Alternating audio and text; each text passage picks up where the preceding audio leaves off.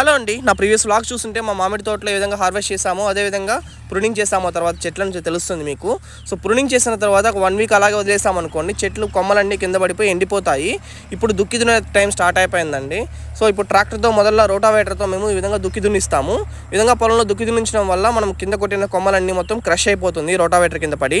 అదేవిధంగా కలుపు మొక్కలు కూడా మొత్తం క్రష్ అయిపోతాయండి. ఒక 2 టైమ్స్ ఈ విధంగా రోటావేటర్తో దున్నిస్తాము తోటను మొత్తము. ఈ విధంగా రోటావేటర్తో మా పొలాన్ని దున్నించడానికి పర్ అవర్కి 1200 రూపీస్ దాకా ఛార్జ్ చేస్తారు. ఈ విధంగా ట్రాక్టర్తో దున్నించిన తర్వాత కూడా చెట్ల కింద కలుపు అనేది అలాగే ఉండిపోతుంది. ఆ కలుపును మేము మనుషులతో మాన్యువల్గా తవ్వించుకోవాలండి.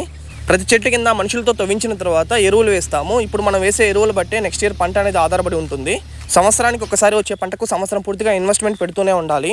మనం పండించే పంటను ఎప్పుడు కమర్షియల్గా చూడకూడదు. ఈ ఇయర్ ఆశించిన దిగుబడి రాలేదని పెట్టుబడి పెట్టడం ఆపేసామనుకోండి, నెక్స్ట్ ఇయర్ అయితే అసలు మనం పంటే లేకుండా పోతుంది.